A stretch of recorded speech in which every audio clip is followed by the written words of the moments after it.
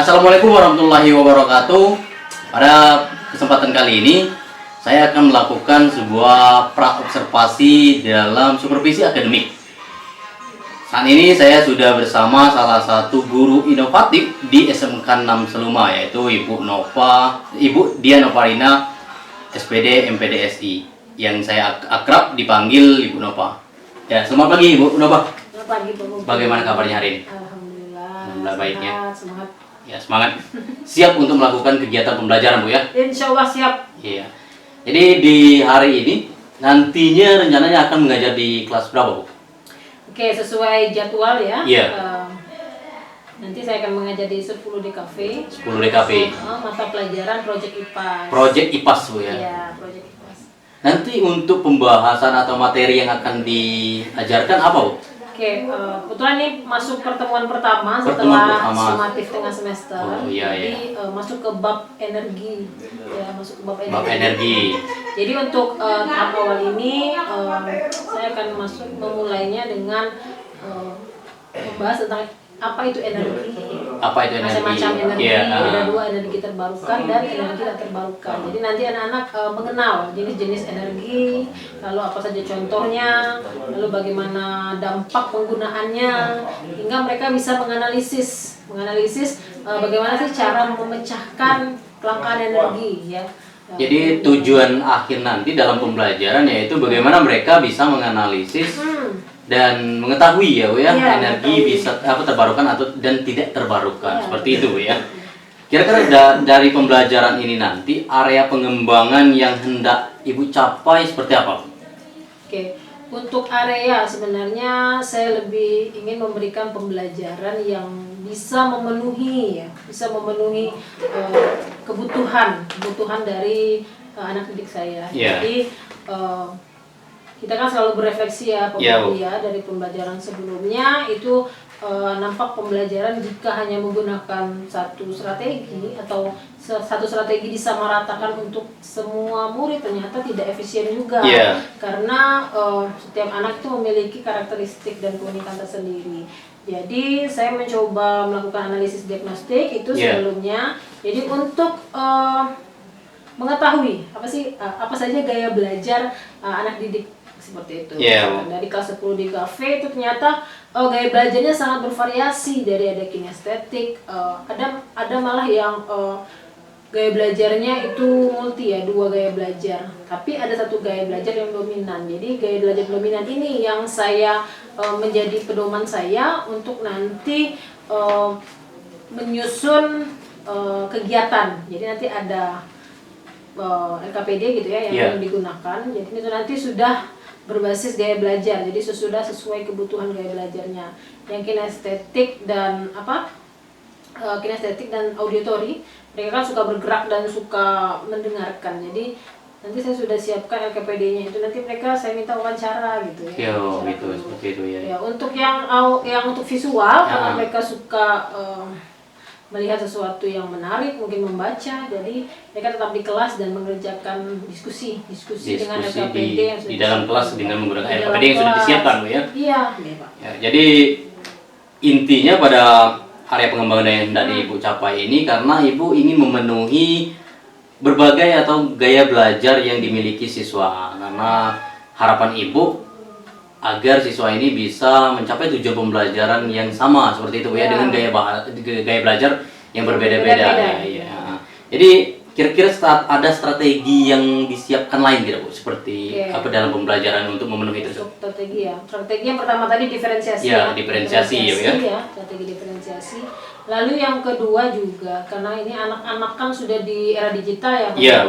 Mereka sangat erat dengan HP, gadget mereka juga sudah terbiasa bermain game. Jadi saya mencoba memasukkan atau memanfaatkan media-media digital seperti penggunaan menti.com, Padlet, dan juga kuis Kahoot ya, agar pembelajaran bisa menyenangkan, menarik seperti itu, agar anak tidak boring dan juga mereka tidak dijauhkan dari gadget, tapi malah gadget itu digunakan dalam pembelajaran. Dimanfaatkan ya, lebih dimanfaatkan dalam sebuah pembelajaran tersebut seperti itu.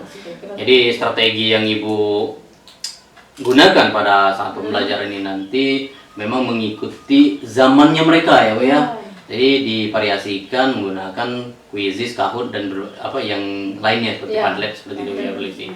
Oke Bu, mungkin pertanyaan di pra observasi ini itu yang perlu saya ketahui terlebih dahulu sebelum nanti saya melihat secara langsung nih bagaimana pembelajaran yang Ibu lakukan dalam kelas Bu ya. Oke.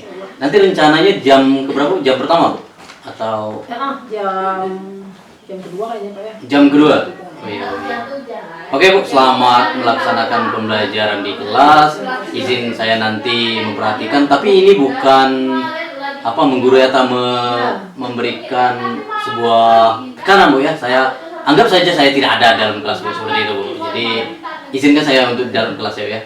Terima kasih Bu Nova, selamat melakukan pembelajaran. Assalamualaikum warahmatullahi wabarakatuh. Itulah tadi kegiatan pra observasi yang saya lakukan terhadap Ibu Dia Novarina atau yang saya panggil Ibu Nova. Saya akhiri. Assalamualaikum warahmatullahi wabarakatuh. Ya Bu. Mari Pak. Ya. Ibu ini boleh Bu. Ya baik, assalamualaikum warahmatullahi wabarakatuh. Kali ini di video ini saya akan melaksanakan pasca observasi yang akan saya lakukan pada Ibu Dia Novarina yang kemarin sudah saya mengamati pada beliau pada saat melaksanakan pembelajaran di kelas seperti itu. Selamat pagi Bu Dia Novarina sebagai guru yang diobservasi. Sekarang kita sudah melaksanakan dan saya sudah mengamati Bu Nova mengajar di kelas nih Bu. Dalam pembelajaran kemarin kira-kira dari yang Ibu lakukan sudah seperti apa Bu? Atau bagaimana yang Ibu rasakan setelah melaksanakan pembelajaran di kelas kemarin? Oke, terima kasih Ruby untuk pembelajaran kemarin ya. Tentunya sebelum melaksanakan pembelajaran pasti kita sudah merencanakan ya.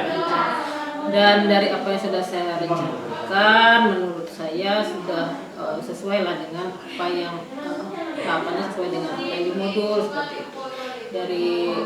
Dimulai dari pembukaan itu ada pertanyaan bagaimana keadaan ya, kondisi fisik dan emosional anak, lalu dilanjutkan dengan saya selipkan ice breaking juga.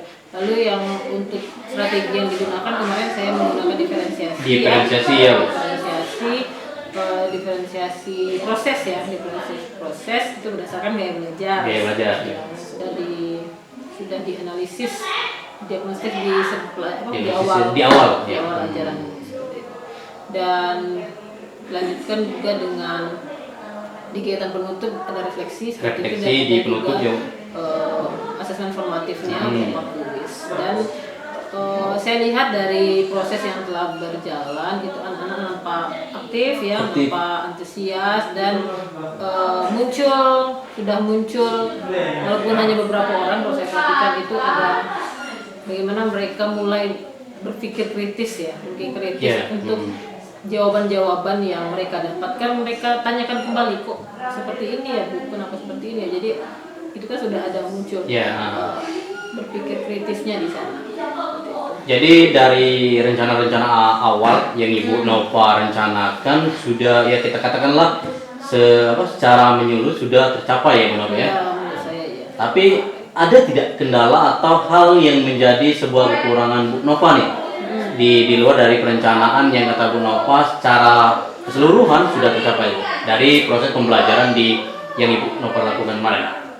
Oke, untuk kendala ya paling dari itu kalau saya lihat bagaimana keaktifan murid yang mungkin belum terlalu maksimal. Keaktifan ya? Cara terutama di komunikasi Pak. Di sana yang nampak anak-anak hanya beberapa saja yang muncul gitu ya untuk berani berpendapat, berani berargumen, berani presentasi. Sementara masih ada beberapa yang masih kurang fokus dan main-main seperti saat presentasi ya mereka masih tertawa-tertawa. Tapi kan kita kembali lagi berpikir bahwa setiap anak kan pasti punya keunikan ya. Mungkin itu cara mereka untuk menyampaikan ekspresi mereka seperti itu. paling untuk selanjutnya gitu ya, saya sepertinya butuh strategi lain deh, bagaimana bisa bagaimana ya agar anak-anak itu paling tidak mayoritas mereka berani menyampaikan pendapat, berani untuk maju ke depan dan agar mereka lebih fokus belajar. Jadi yang saya tangkap di sini ya, secara garis besar kendalanya hanya di keaktifan siswa, sebagian keaktifan siswa di bidang komunikasi. Ada beberapa siswa yang memang belum berani untuk memberikan pendapat atau mengajukan pendapat atau memberikan tanggapan terhadap pembelajaran seperti itu ya.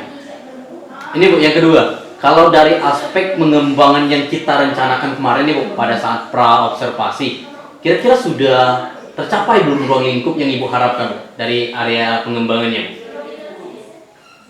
Kalau dari area pengembangan, menurut saya sudah tercapai ya, sudah tercapai dari penerapan strategi, lalu tujuan pembelajaran tercapai. Bagaimana anak bisa memahami materi, lalu dibuktikan juga dengan saat asesmen formatif mereka mayoritas menjawab banyak hampir benar semua ya. Hanya ada beberapa saja mungkin yang kurang keliru karena kurang fokus ya. Saya dari tujuan pembelajaran sudah tercapai, keaktifan anak sudah muncul gitu ya. Dan juga pengelolaan kelas yang sudah bisa dikelola, paling di bagian wawancara. Ya. Kemarin kan saya ada kegiatan wawancara itu anak-anak luar kelas. Nah paling nanti di sana yang di dalam kelas kan itu saya lepaskan ya, karena saya harus fokus ke wawancara lalu kembali lagi.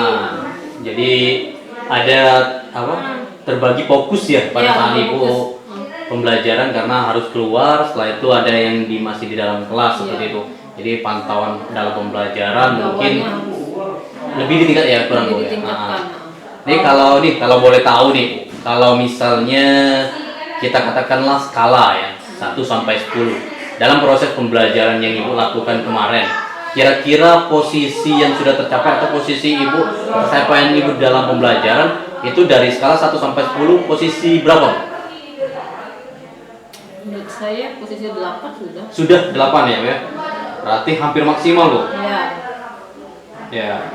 Memang setelah saya amati mulai dari pra observasi, setelah itu observasi di pembelajaran di dalam kelas, memang apa yang Ibu rencanakan, apa yang Ibu targetkan kemarin dalam pengembangan memang sudah melalui proses-proses yang memang kita seperti yang kita harapkan seperti itu ya.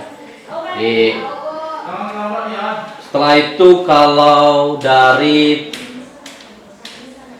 untuk kendala dan keaktifan, tadi Ibu tadi mengatakan ada kendala keaktifan, kira-kira rencana ke depannya apa yang Ibu rencanakan untuk memperbaiki atau meningkatkan keaktifan siswa itu agar mereka berani ya dalam komunikasi walaupun tidak spontan nih, mungkin bertahap seperti itu. Saya ada rencana untuk ada strategi mungkin tetap kelompok ya. Untuk kelompok. Mungkin nanti anak-anak akan saya bagi kelompok dan mereka menyiapkan bahan presentasi, lalu ada kelompok lain yang akan berkeliling seperti itu. Jadi mereka di sana mereka bisa membaca materi yang ada disampaikan oleh kelompok itu. Lalu mereka juga bisa bertanya di sana. Ya harapannya mereka terlatih lah untuk, mungkin kalau presentasi mereka agak kurang berani karena mungkin dilihat oleh guru, jadi kesannya takut salah gitu ya. Tapi kalau mereka dibagi kelompok dan mereka diberi kebebasan untuk berargumen di sana, memberikan masukan kepada temannya, mungkin ada harapan mereka akan lebih percaya dirinya ya. Karena kalau misalkan presentasi ke depan kan masih malu ya masih malu, takut salah ngomong seperti itu, selainnya apalagi seperti itu. Jadi berikan kebebasan. Jadi lebih memberikan kebebasan agar keaktifan ini mungkin muncul ya Bu ya. Secara guru kita kan hanya kita mengamati saja ya. Mereka bisa lebih santai lah untuk berargumen dengan temannya kan. tidak takut oh ini nanti dinilai guru atau seperti apa, walaupun kita sebenarnya tetap mengobservasi, tetap menilai, tapi tidak terlalu muncul karena kita kan melihatnya ada apa, karena mereka fokus dengan berkeliling dan mencari materi, jadi mungkin dalam pikirannya untuk takut dinilai salah. Ya biar anak lebih percaya diri. Untuk menumbuhkan percaya diri anak ya. Kalau dari metode atau strategi lain ada tidak kira-kira untuk meningkatkan itu? Atau ibu punya strategi pembelajaran? Kalau kemarin kan ibu menggunakan berbagai media nih, saya lihat sudah sangat bagus sekali media. Atau ibu punya strategi lain atau metode lain di ada sebenarnya pembelajaran lain? Saya pernah membaca di berbagai praktik baik orang lain ya. Saya lihat di status WA dan itu ada window shopping kan. Window shopping itu kan anak-anak berkeliling. Mungkin hal yang itu bisa saya coba nanti untuk selanjutnya. Untuk melakukan metode window shopping gitu ya. Jadi kan anak-anak di sana kreativitasnya terbentuk ya karena mereka menyiapkan bahan presentasi. Komunikasinya juga bisa berkembang karena mereka mempresentasikan hasil dan yang berkeliling pun menanyakan. Terus strategi diferensiasinya juga bisa teraplikasi di sana karena untuk visual mereka bisa melihat tulisan dan gambar, untuk auditory mereka bisa mendengar presentasi, dan untuk estetik mereka akan senang karena mereka berkeliling. Jadi menurut saya diferensiasinya bisa. Jadi gaya belajar mereka terpenuhi semuanya, Bu ya. Iya sih. Itu bisa diterapkan selanjutnya. Itu nanti lihat-lihat di itu juga di berbagai praktek baik. Saya belum pernah coba tapi akan dicoba ya. Sepertinya bisa. Sangat menarik Bu kalau memang rencananya ada hal baru ya window shopping ini. Kira-kira rencananya untuk melaksanakan metode atau model pembelajaran window shopping ini kapan Ibu? Kalau dalam jangka waktu yang Ibu targetkan lah. Oke, paling untuk pertemuan 2 minggu lagi ya, karena kan maksimal di 2 minggu ya. Saya harus mempelajari dulu mempelajari dulu, terus mempersiapkan segala hal dan kemungkinan yang akan terjadi ya. Bagaimana mungkin anak-anak kan untuk membuat presentasi terus harus disampaikan materi terlebih dahulu, kuatkan pemahamannya dulu. Nanti baru mungkin kan sekarang ini kan materi energi ya. Mungkin nanti akan saya bagi bagaimana mereka membuat project untuk energi alternatif seperti itu. Jadi masih fokus ke pembelajaran. Nanti di bagian presentasinya nanti baru kita gunakan yang itu tadi. Yang window shopping. Mereka bisa mengemukakan ide dulu, ide tentang pemanfaatan energi terbarukan atau energi alternatif lah untuk yang mereka senangi, yang mereka ingin angkat. Masing-masing kelompok pasti diberi pasti berbeda ya. Berbeda ya, betul. Silakan mereka buat presentasinya, nanti bisa pas bagian presentasi baru menggunakan model yang window shopping tadi. Window shopping ya. Sekali. Mungkin agak lama juga mungkin karena project ya. Mungkin sekitar 2-3 minggu ke depan. Jadi masih dalam semester ini ya. Dalam bab energi gitu. Masih bab yang sama. Mungkin di awal November. Ini terakhir Bu untuk percakapan kami. Jadi kira-kira untuk Ibu mewujudkan window shopping ini atau strategi yang akan Ibu laksanakan ini, kira-kira ada tidak orang yang akan Ibu libatkan Ibu? Apa yang bisa berkolaborasi atau untuk Ibu lebih biar tujuan ini tercapai sebenarnya. Ada orang lain tidak yang bisa dilibatkan? Yang akan dilibatkan mungkin sesama teman untuk mata pelajaran IPAS ya. Karena harapannya kan jangan hanya di kelas saya saja yang menggunakan ini. Harapannya kan semua anak bisa mendapatkan dampak dari pembelajaran ini. Harapannya kan jangan hanya fokus di 1 atau 2 kelas saja ya. Saya pegang ada 1 kelas lagi itu ada Bu Devi kan, dia juga mengajar di kelas di kelas TJKT. Mungkin beliau bisa jadi rekan saya untuk berbagi rencana untuk menyusun rencana ini. Kalau misalnya berkolaborasi dengan guru mata pelajaran lain tidak bisa Bu. Misalnya dengan bahasa Indonesia nih, ada materi laporan hasil observasi, bisa dikolaborasikan hasil pelaksanaan pembelajaran Ibu ini ke siswa. Sepertinya bisa juga gitu. Dengan Bisa, bahasa ya? Indonesia ya. Ya. Bagaimana mereka itu ya nanti. Jadi bentuk laporannya Menyusun nanti laporannya, ya. menyusun Seperti itu. laporannya itu ya. Hmm. Boleh itu dia bukti. Oh gitu ya.